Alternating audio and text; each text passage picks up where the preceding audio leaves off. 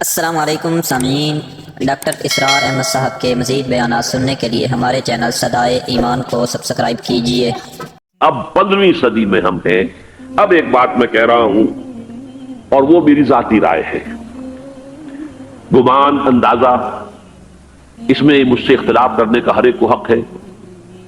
میرے نزدیک 15ویں صدی ہجری اب مجدد کامل الامام المہدی سلسلہ تجدید خلافت کی آخری کڑی کے ظہور کا وقت ہے۔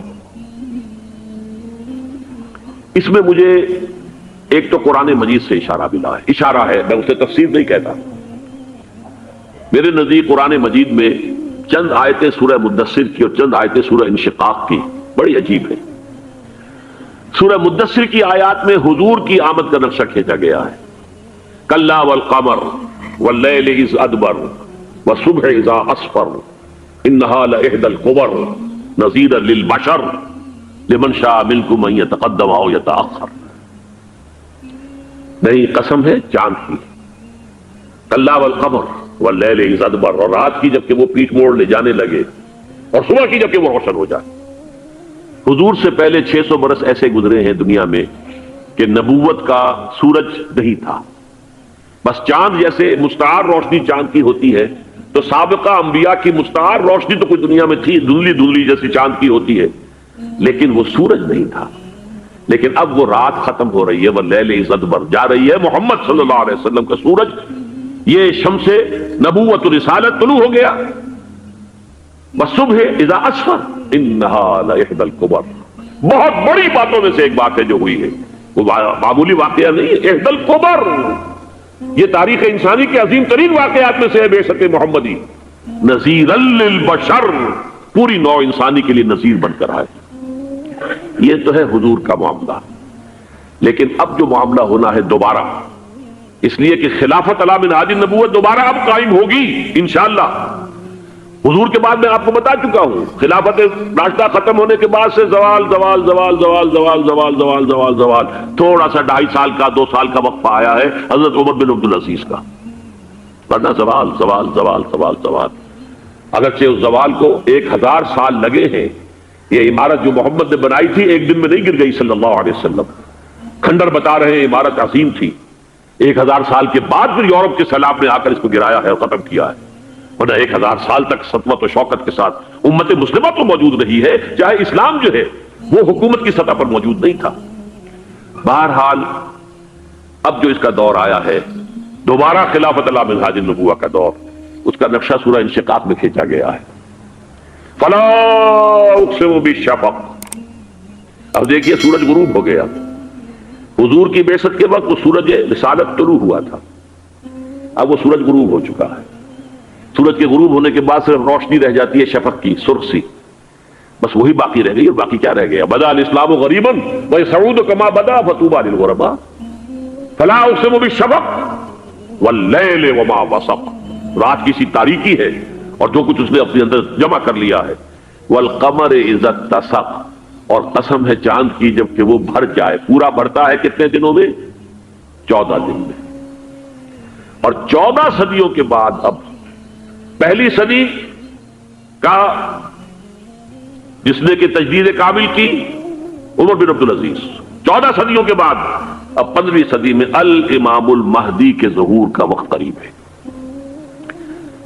اب جو کچھ مجھے حضرت امام المہدی کے بارے میں کہنا ہے، دوبارہ اپنی بات دہرا رہا ہوں، یہ میرا ذاتی گمان ہے، اختلاف کیا جا سکتا ہے۔ میرا گمان یہ ہے کہ یہ اب جو مجدد آئیں گے وہ حضرت مہدی ہوں گے۔ پہلی بات تو یہ جان لیجئے کہ مہدی 2 ہیں، ایک شیعوں کے مہدی، ایک سنیوں کے مہدی، ان میں بڑا فرق ہے۔ شیعہ حضرات مہدی کو مانتے ہیں، وہ ان کے 12ویں امام ہیں، ان کے عقیدے کے مطابق انہیں پیدا ہونے کے فوراً بعد اس اندیشے سے کہ انہیں قتل کر دیا جائے گا ایک غار میں چھپا دیا گیا تھا، تقریباً 1200 برس سے وہ اس غار کے اندر ہیں، وہ روپوش ہیں، چھپے ہوئے ہیں، اسی لیے انہیں امام غائب کہا جاتا ہے، اور اب ان کا انتظار ہو رہا ہے اس لیے انہیں امام منتظر بھی کہا جاتا ہے۔ اس لیے شیعوں کے دارالعلوم جو ہوتے ہیں دارالعلوم المنتظر، وہ اس لیے کہ ان کا انتظار کیا جا رہا ہے۔ تو یہ ہے، اب وہ ان کا خیال ہے کہ آخری دور میں، آخری زمانے میں وہ ظاہر ہو جائیں گے، غار سے نکل آئیں گے۔ دیکھیے میں اس عقیدے کو اس بنا پر رد نہیں کرتا کہ یہ ناممکن ہے کہ کیسے کوئی شخص جو ہے 1200 برس تک کسی غار کے اندر زندہ رہ سکتا ہے، نہیں، میں سمجھتا ہوں ممکن ہے۔ 300 برس تک اصحاب کہف رہے کہ نہیں رہے؟ سوئے رہے۔ 300 ایئرس ہم مانتے ہیں۔ حضرت عیسیٰ اسی حیات عرضی کے ساتھ 2000 سال سے موجود ہیں آسمان پہ کہ نہیں ہے؟ آپ کو معلوم ہے حضرت عزیر 100 برس تک مرنے کے بعد دوبارہ زندہ کر دیے گئے۔ فَأَمَاتَهُ اللَّهُ مِئَةَ عَامٍ ثُمَّ بَعَثَهُ۔ تو ناممکنات میں سے کوئی سوال پیدا نہیں ہوتا، لیکن یہ کہ آیا کوئی امامت معصومہ کا تصور قرآن اور حدیث سے ہمیں ملتا ہے؟ پھر یہ کیا یہ موروثی امامت کہ حضرت علی کی نسل جو حضرت فاطمہ سے چلی ہے اسی میں یہ امامت ہوگی؟ اس کے لیے ہمارے پاس کوئی دلیل نہیں ہے، ہم اس کو تسلیم نہیں کرتے۔ ہم تو سمجھتے ہیں کہ معصومیت ختم ہو گئی محمد الرسول اللہ صلی اللہ علیہ وسلم پر، خاتم المعصومین ہے محمد الرسول اللہ۔ اب ان کے بعد تو اجتہاد ہے اور خلافت ہے، عام معاملات میں اجتہاد ہوگا، نظام خلافت کا ہوگا۔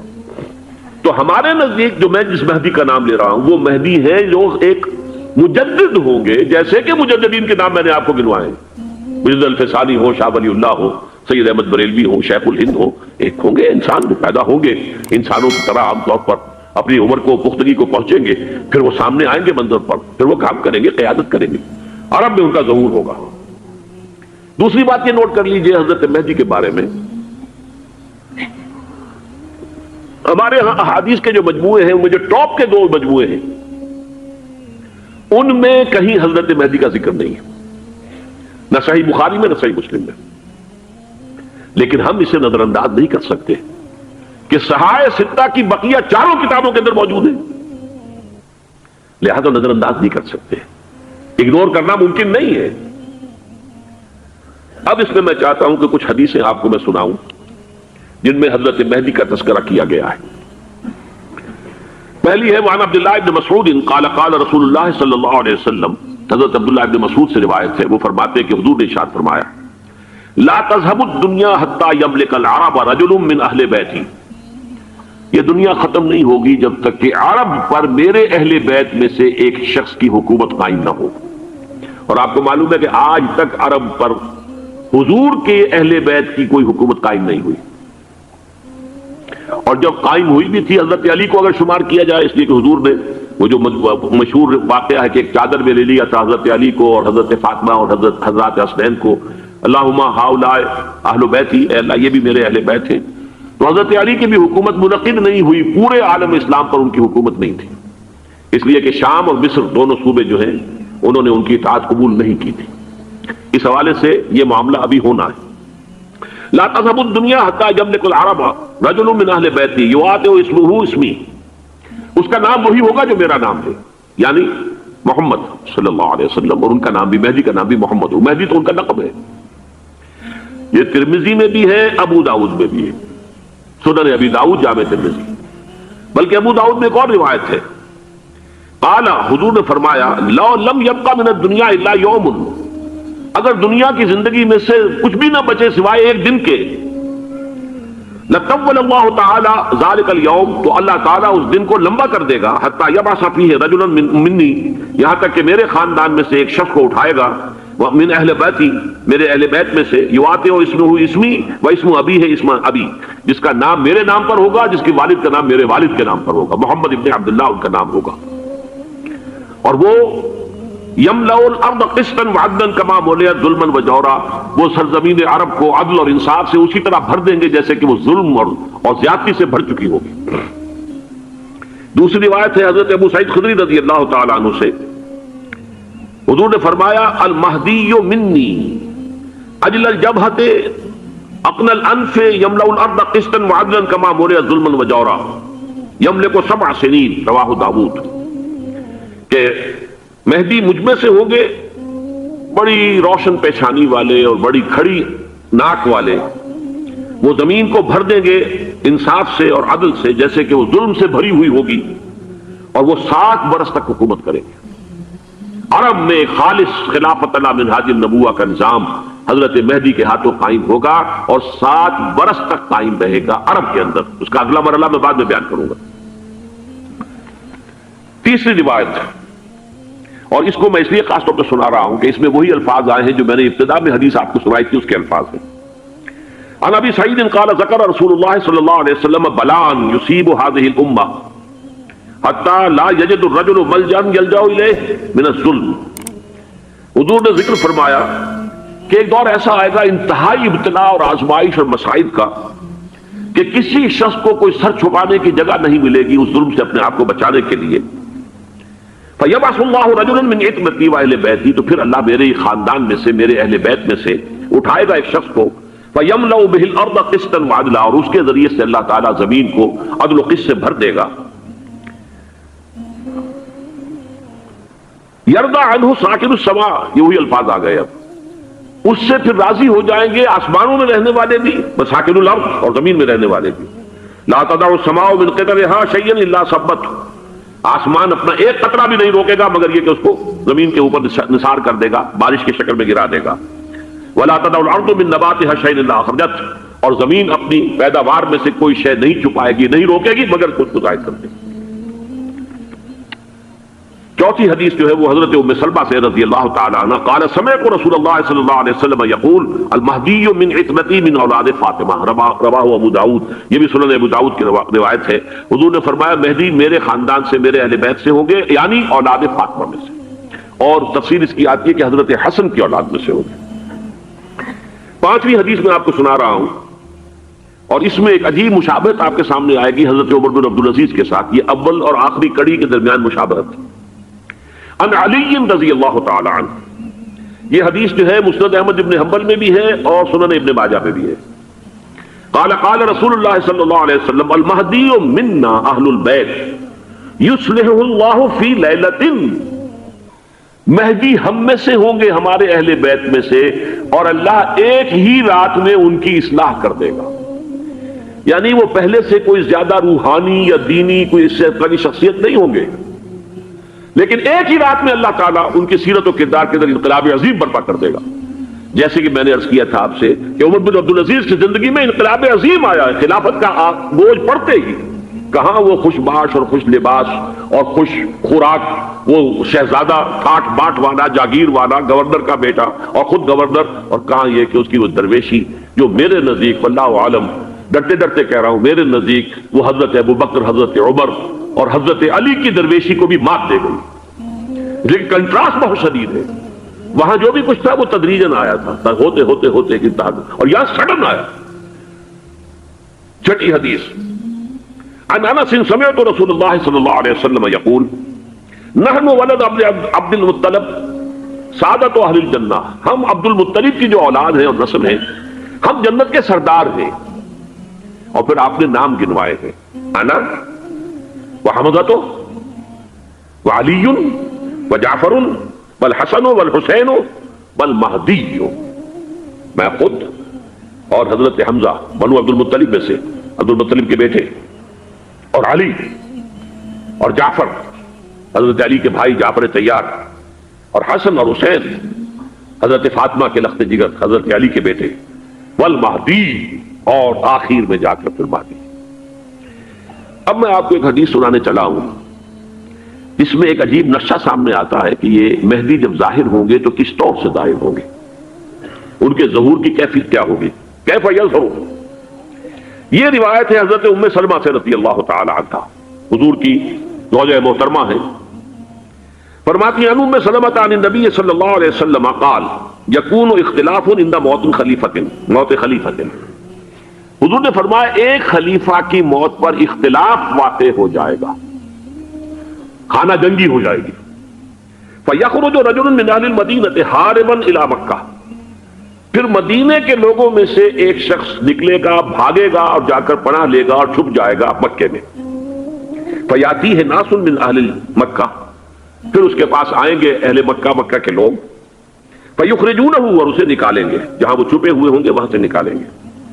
وَهُوَ كَارِهٌ، اور وہ بالکل اس کو پسند نہیں کر رہے ہوں گے، نہ وہ خواہش مند ہوں گے کہ ان کے وہ ہاتھ پر بیعت کی جائے، نہ وہ یہ چاہیں گے کہ وہ میدان میں آئیں اور ان کو جو ہے اپنا لیڈر مانا جائے۔ وَهُوَ كَارِهٌ فَيُبَايِعُونَهُ بَيْنَ الرُّكْنِ وَالْمَقَامِ، لیکن لوگ جو ہے پھر اصرار کے ساتھ ان کے ہاتھ پر بیعت کریں گے رکن اور مقام کے درمیان، رکن وہ کونا ہے خانہ کعبہ کا جس میں حجر اسود لگا ہوا ہے، اور مقام ابراہیم جو ہے، ان دونوں کے مابین جو یہ علاقہ ہے یہاں پر وہ بیعت ہوگی۔ وَيُبْعَثُ إِلَيْهِ بَعْثٌ مِنَ الشَّامِ، ان کے خلاف ایک لشکر بھیجا جائے گا شام سے۔ نہیں کہا جا سکتا کہ باسی حکومت اس وقت کی جو ہے اس کی طرف سے کوئی مسئلہ اس طرح کا اٹھ کھڑا ہو، اس لیے کہ ابھی تو بہرحال باسی حکومت وہاں ہے۔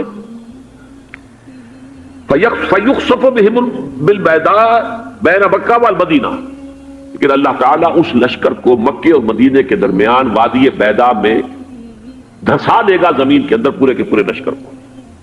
فَإِذَا رَأَى النَّاسُ ذَلِكَ، جب لوگ یہ دیکھیں گے اتنی بڑی نشانی ظاہر ہو گئی، أَتَاهُ أَبْدَالُ الشَّامِ وَعَصَائِبٌ مِنَ الْعِرَاقِ فَيُبَايِعُونَهُ، اب شام سے سارے کے سارے جو اولیاء اللہ ہیں وہ بھی آئیں گے، اور عراق سے جوق در جوق لوگ آئیں گے اور ان سے بیعت کریں گے۔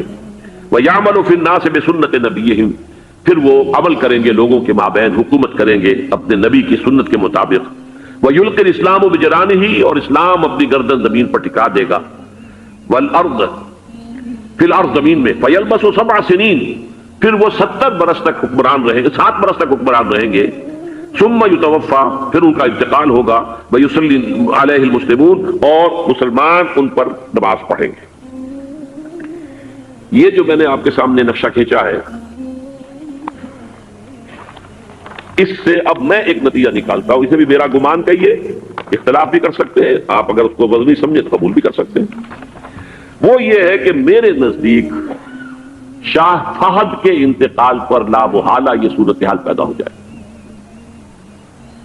ولی عہد وہاں ہے عبداللہ بن عبدالعزیز، امریکہ کو وہ پسند نہیں کرتے اور امریکہ انہیں پسند نہیں کرتا، یہ بالکل تشخص بام ہے۔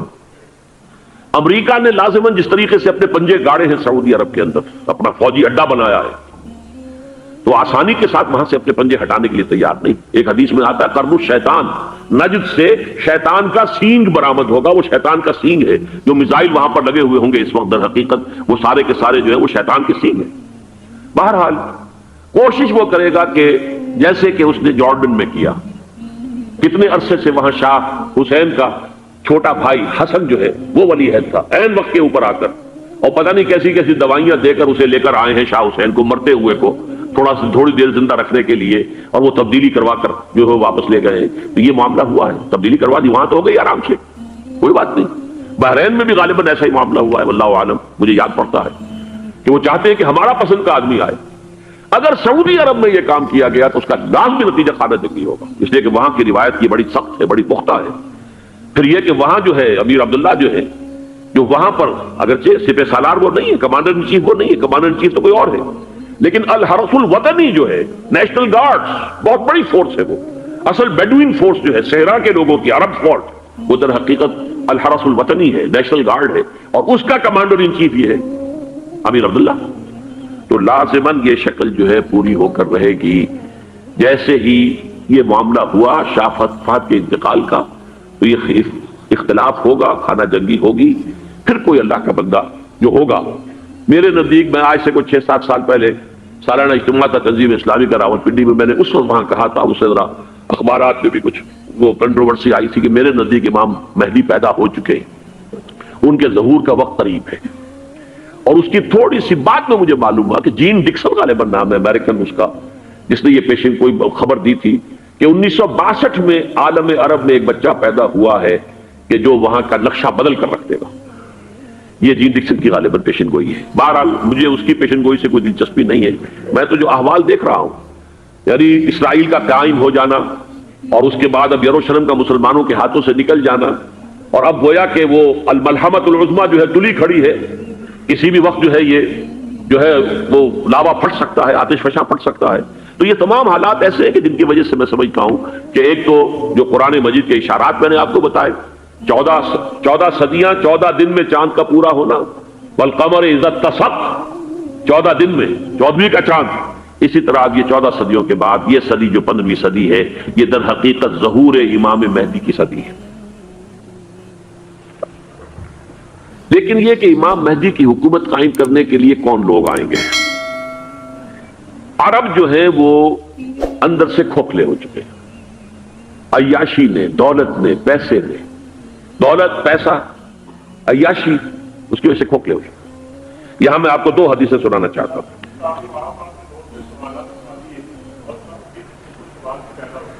بہت سے ہو گئے، آپ اطمینان سے تشریف رکھیے۔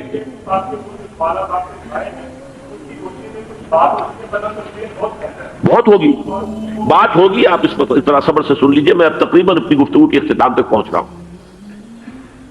سنن ابن ماجہ کی روایت ہے حضرت ابو ہریرہ سے رضی اللہ تعالی عنہ، قال قال رسول اللہ صلی اللہ علیہ وسلم اذا وقعت الملاحم بعث اللہ بعثا من الموالی ہم اکرم العرب فرسا واجودہ سلاحا یوید اللہ بہم الدین، رواہ ابن ماجہ عن ابی ہریرہ رضی اللہ تعالی عنہ۔ جب ملاحم کا دور شروع ہوگا تو اللہ تعالیٰ اٹھائے گا ایک لشکر یا لشکروں پر لشکر موالی میں سے۔ موالی کون ہے؟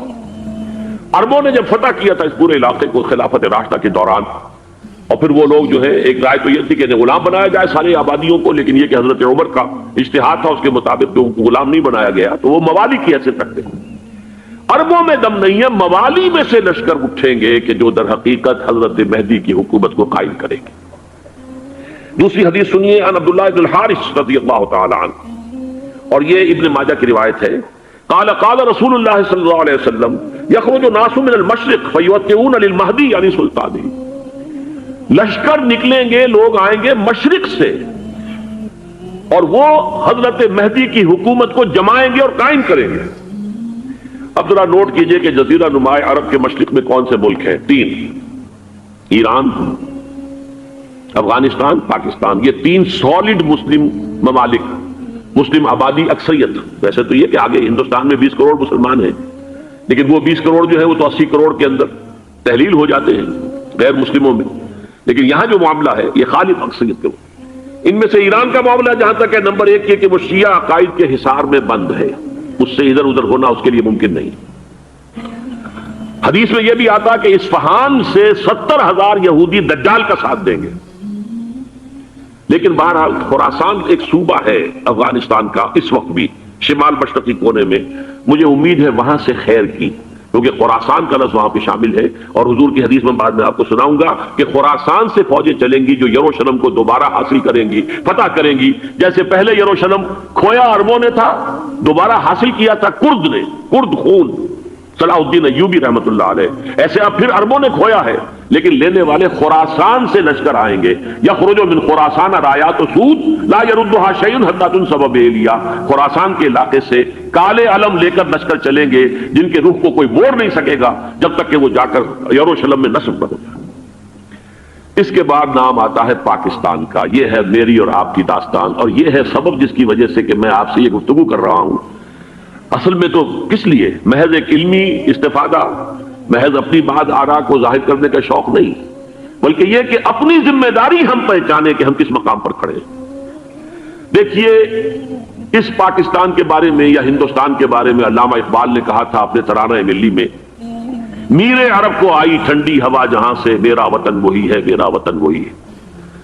اور مجھے بتایا گیا کہ سنن ابی داؤد میں یہ روایت موجود ہے کہ حضور نے فرمایا کہ ہندوستان کی طرف سے مجھے ٹھنڈی ہوا آتی، اگرچہ مجھے وہ حدیث ابھی نہیں ملی ہے، لیکن حزب التحریر کا ایک کارڈ مجھے ملا تھا، تو اس میں اس حدیث کا اور اس میں ابن داؤد ابو داؤد کی روایت کا حوالہ موجود تھا۔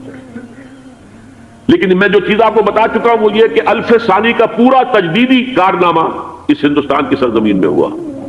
مجدد الف ثانی شیخ احمد سرندی، شاہ ولی اللہ دہلوی، سید احمد بریلوی، وہ تو ہمارے پاکستان میں آ کر جو ہے ان کا خون جذب ہوا ارض پاکستان میں۔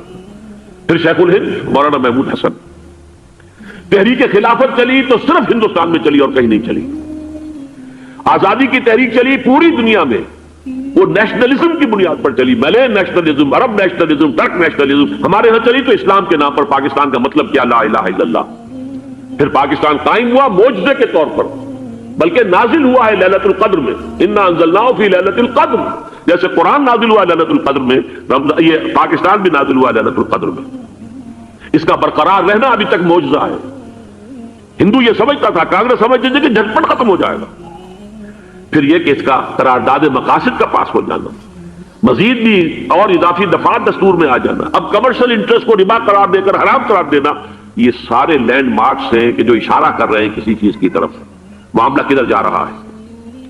پھر یہ کہ یہ جو 14ویں صدی کے مجدد تھے شیخ الہند، اس کے بعد سے کچھ ایسی شخصیتیں عظیم پیدا ہوئی ہیں ہند میں، جن کو میں سمجھتا ہوں کہ 14ویں صدی کے مجدد اور 15ویں صدی کے مجدد کے درمیان یہ 15ویں صدی کے مجدد کی راہ کو سیدھا کرنے والے، جیسے کہ حضرت یحییٰ نے کہا تھا میں تو آنے والے کا راستہ سیدھا کر رہا ہوں حضرت عیسیٰ کے لیے، ایسے ہی 15ویں صدی کے لیے امام مہدی کے لیے راستہ صاف کرنے والے سب سے پہلے علامہ اقبال، جنہوں نے اسلام کا تصور دین کی حیثیت سے دوبارہ زندہ کیا ہے، ورنہ اسلام ایک مذہب کی شکل اختیار کر چکا تھا۔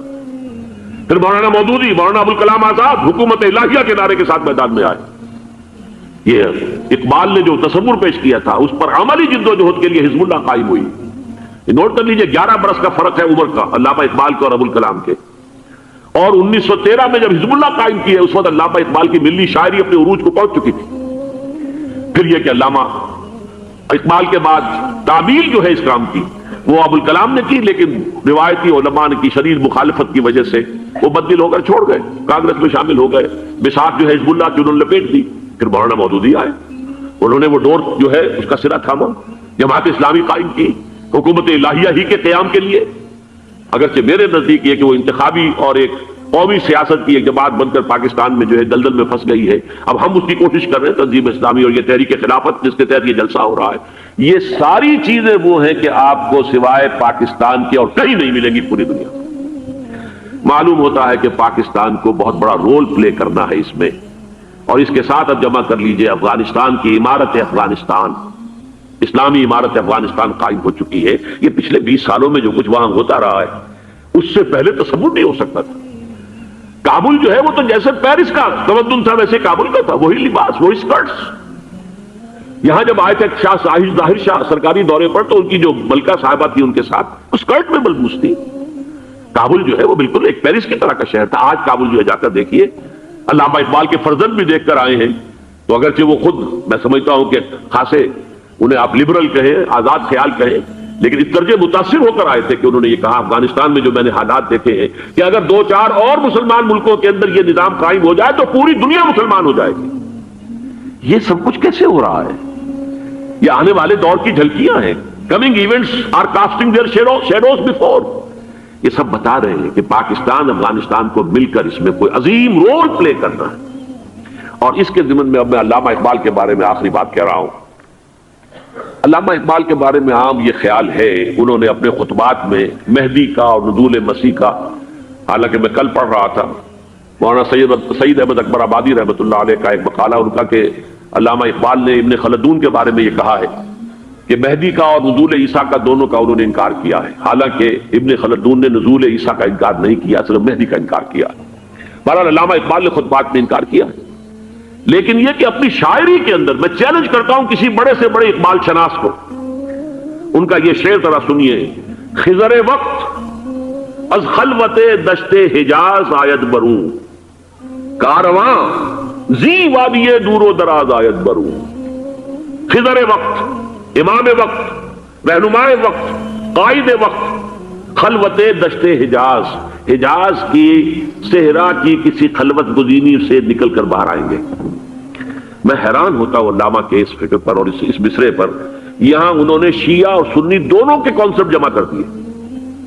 شیعہ کا کانسیپٹ یہ چھپے ہوئے کسی غار میں وہاں سے برآمد ہوں گے، اور ہمارا کانسیپٹ میں ام سلمہ رضی اللہ تعالیٰ عنہ کی حدیث سنا چکا، چھپے ہوئے ہوں گے وہ وہاں پر، مدینے سے نکل کر آ کر مکے میں چھپ جائیں گے۔ اس خانہ جنگی کی حالت میں لوگ ان کی طرف دیکھ رہے ہوں گے، سوچتے ہوں گے انہیں میدان میں آنا چاہیے، کوئی پارٹ پلے کرنا چاہیے، امت کی رہنمائی کرنی چاہیے، لیکن وہ چھپیں گے، وہ کارے ہوں گے، وہ اس ذمہ داری کو قبول نہیں کرنا چاہیں گے، جا کے چھپ جائیں گے مکے میں، وہاں سے مکے والے انہیں نکالیں گے، اور وہ کارے ہوں گے، انہیں بالکل یہ پسند نہیں ہوگا کہ یہ ذمہ داری اٹھائیں۔ تو خضر وقت از خلوت دشت حجاز آیت بروں، کارواں زی وادی دور و دراز آیت بروں۔ کارواں جو چلے گا ان کی مدد کے لیے اس وادی دور و دراز، اس عظیم وادی دور و دراز، یہ وادی سندھ ہے۔ وادی سندھ جو ہے ہم سمجھتے ہیں کہ صرف یہ پاکستان اور پنجاب جو ہے یہ اس میں شامل ہے، سندھ اور پنجاب نہیں، افغانستان کا پورا مشرقی علاقہ اس میں شامل ہے۔ جیسے دریائے جیلم سندھ میں جا رہا ہے، جیسے دریائے گلگت سندھ میں آ کر ملتا ہے، جیسے دریائے چناب اور راوی اور جیلم اور یہ سب جا رہے ہیں اور آ رہے ہیں، اسی طرح دریائے کابل کہاں سے آ رہا ہے؟ دریا گومل کہاں سے آ رہا ہے؟ توچی کہاں سے آ رہا ہے؟ یہ سارا جو ہے ڈرین جو ہو رہا ہے ایسٹرن جو ہے پارٹ آف افغانستان، یہ سب وادی ہے. اس وادی کے یہ دو حصے ہیں. ایک حصہ جو ہے یہ ادھر پاکستان میں ہے اور اسی وادی کا دوسرا حصہ جو ہے وہ افغانستان میں ہے. کارواں زی وادی دور و دراز آیت برو، کارواں چلے گا یہاں سے. یخرج الناس من المشرق یؤتون للمہدی، یعنی سلطان ہی مشرق سے فوجیں چلیں گی کہ جو مہدی کی حکومت قائم کرے گی. اور یخرج من خراسان رایات و سود، اور خراسان سے سیاہ پرچم چلیں گے کہ جن کا رخ کوئی موڑ نہیں سکے گا، حتیٰ تنصب بیلیا، یہاں تک کہ وہ جا کر یروشلم کے اندر نصب ہو جائیں گے.